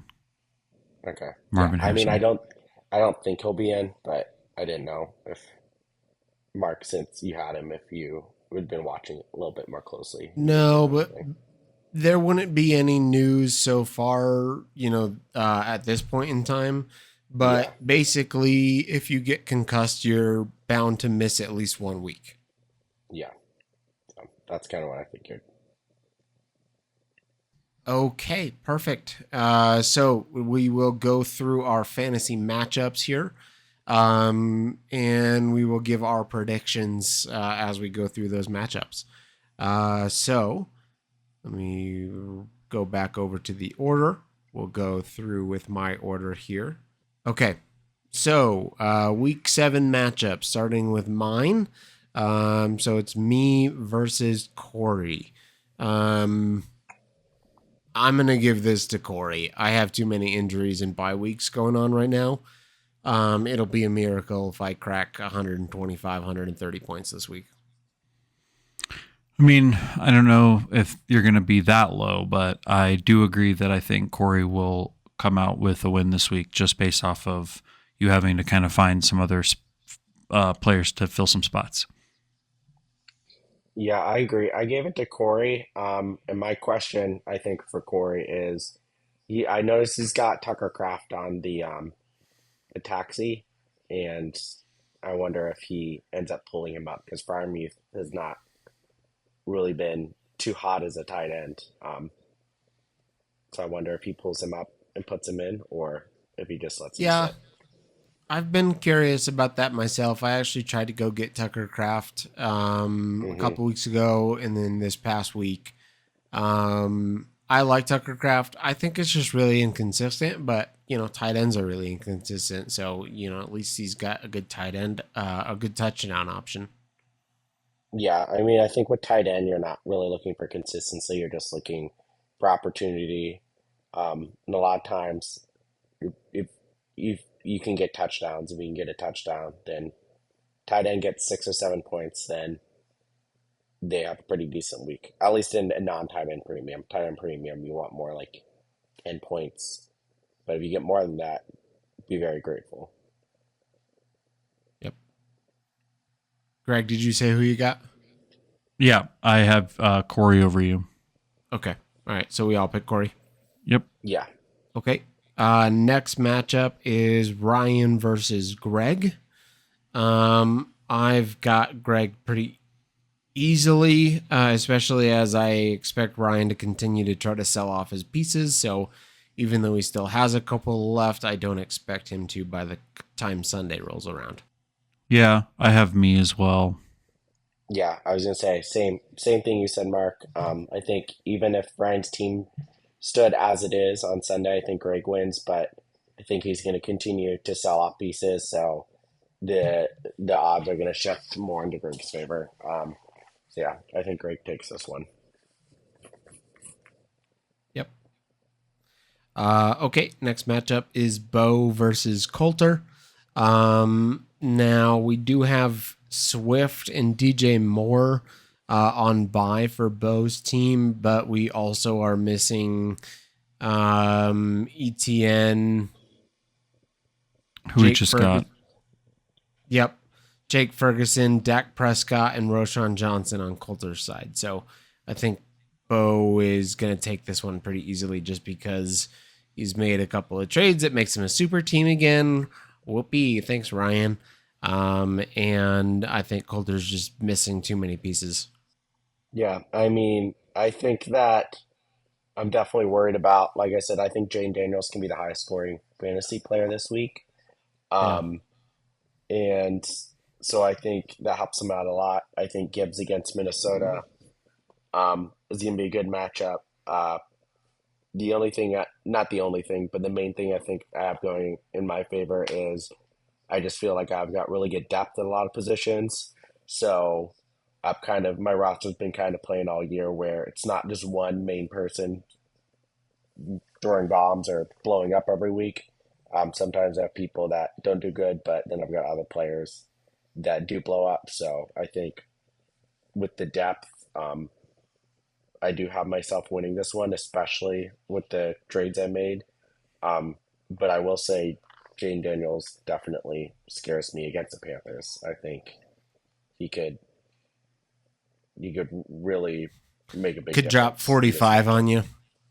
Yeah, I mean that'll do it. That'll do it. So we'll see. But I do think I end up pulling it out. So I'm gonna vote for me on this one. Hot take. I think Coulter wins this.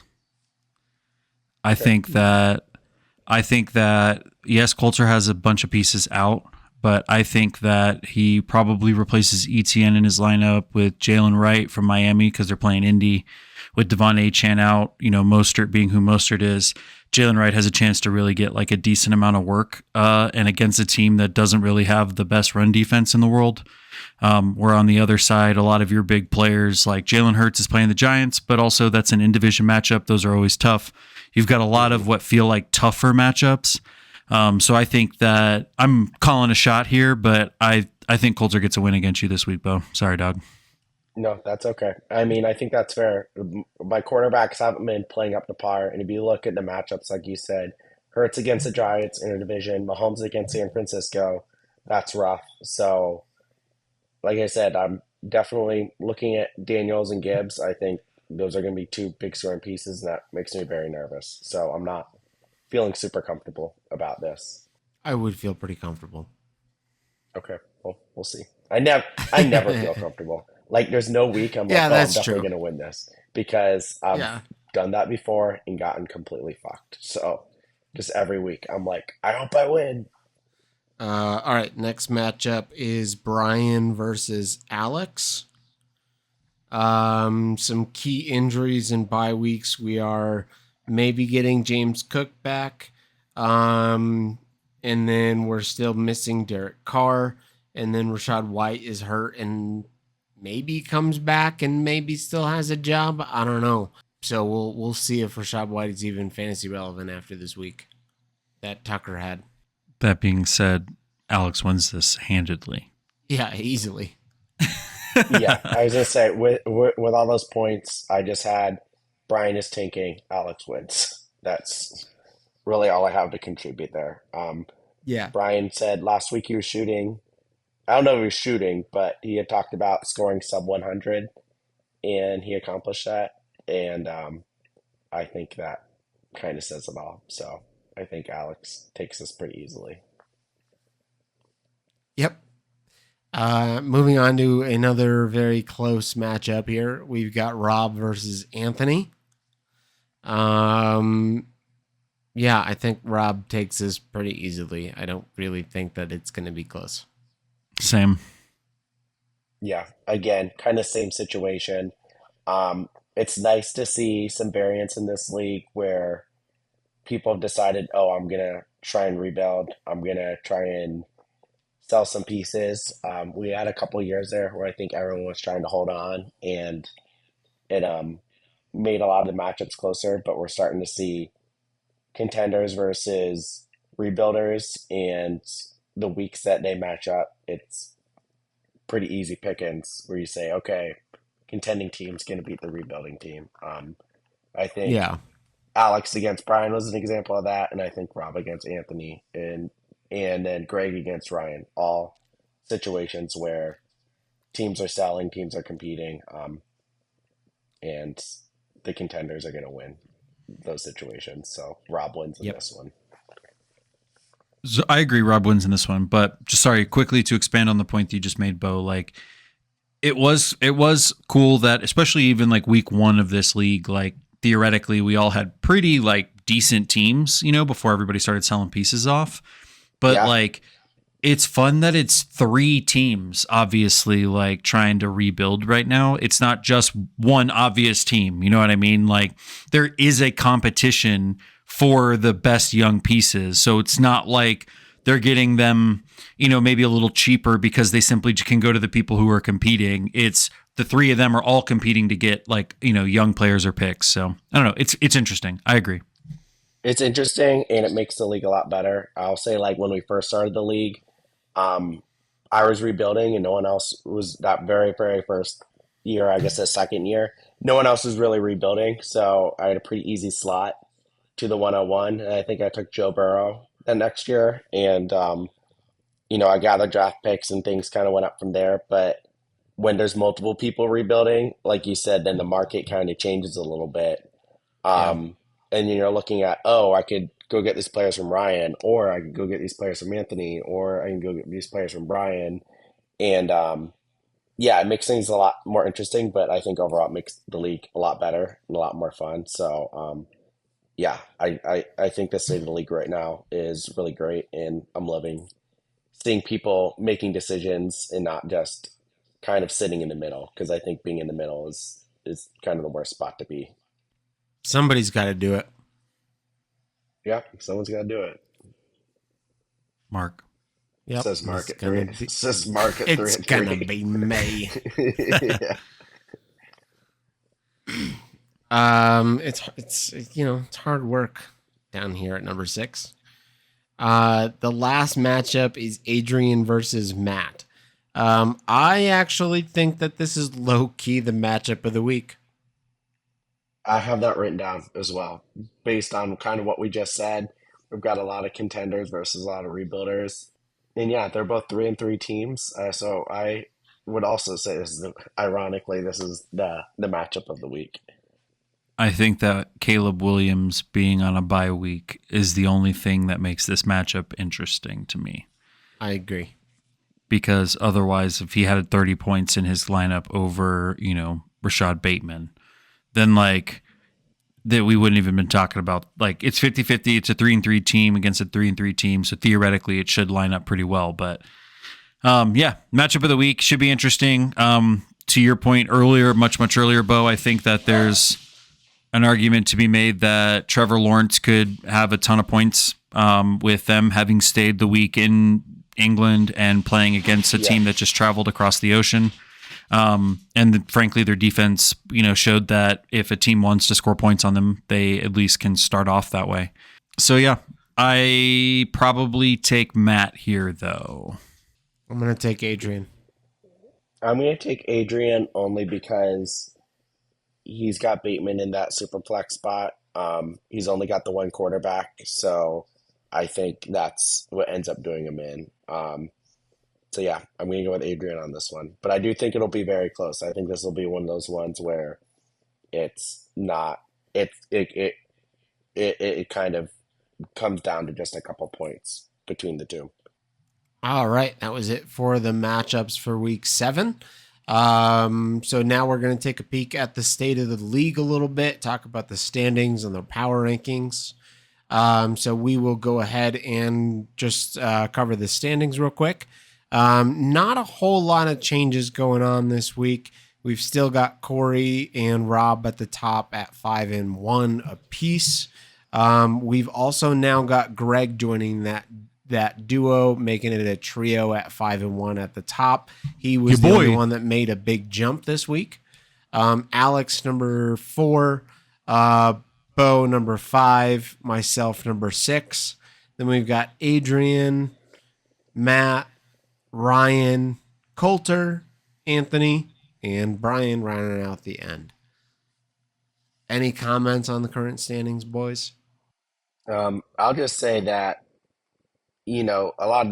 obviously a lot of these teams are just 1 or 2 wins away from each other, and injuries happen, and luck has such a big role to play with it that I wouldn't feel too comfortable if I was anyone saying like, oh, I'm definitely making it all the way. Outside, the exception of that would be Brian, Anthony, and Ryan. I mean, those guys are obviously going to end up at the bottom. But any of these teams kind of fighting for that number 6 slot,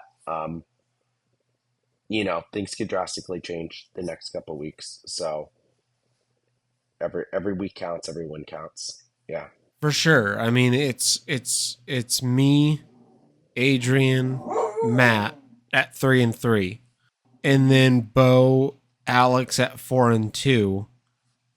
So everybody's still just within 1 win from each other. So yeah, it's anybody's league, I guess. So Yeah. I will say that the team all the 5-1 teams and the 4-2 teams are like all in the top 5 of points for. So it's not, I mean, I'm at the bottom of points against. Thank you to everybody who I've played this season. But I I mean, it's not like we're not scoring points. It's not, luck takes a huge part in it, but the top 5 teams are almost the top 5 teams, just in a slightly different order. So, Yeah. Yeah, No, but to our point, it's still close. Like I'm looking at that, you're only 19 points ahead of me. okay. Oh, okay. And then the difference between Alex and Corey is what? 20 points? So it's all really close together. Yeah, for sure. Yeah, and if we've got teams selling pieces, who knows who else is Right. buying, who else is moving things around. That could drastically change a team one direction or the other. So just Right. just food for thought for everyone. For sure.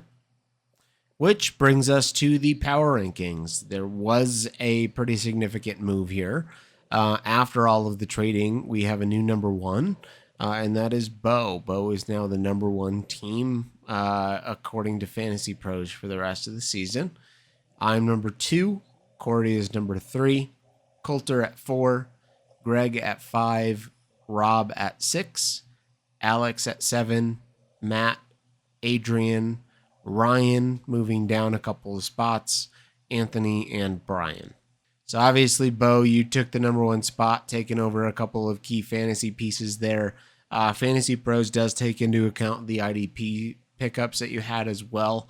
Yeah. So that's probably what brought you over the top for sure. Yeah, I mean, I don't really have too much to comment on that. I think you can tell I've got some pieces on my team that are starting to age a little bit, starting to ripen a little bit. So I'm gonna hopefully keep on competing and see if I can squeeze out a couple more wins. But yeah, Mark, I'm gonna be honest. I know when you guys talked at the very first episode and you guys made your predictions. I think, as you know, not to rub salt in the wound, but everyone, including myself, thought you had a superpower team, and I definitely saw you kind of commanding the league. So very interesting to see how the plot thickens, because your It team's been was disappointing. So it was sorry. all it was all a ruse. It was all a ruse. It was just a bunch of smoke and mirrors, and it took the sight off of you, and that was a mistake because Ryan just probably handed you another championship. Yeah, Thanks, we'll Ryan. see. We'll see. I hope so. The game is afoot. Yeah, the game's afoot. But yeah, no, I think there's definitely a lot of time left. And there's definitely, once you get to the playoffs, there's been weeks where I'll look at, like, if I had, like last year, I had the first round bye, but I'll look and be like, oh, if I would have played someone this week, like, I would have lost. So I go back and look and be like, oh, I'm really glad I won that one game in like week 4, and that one win put me in a position. So once you're, basically a race to the playoffs. Once you're in the playoffs, you never really know. Anyone could go off at any point, and that's where I think Right.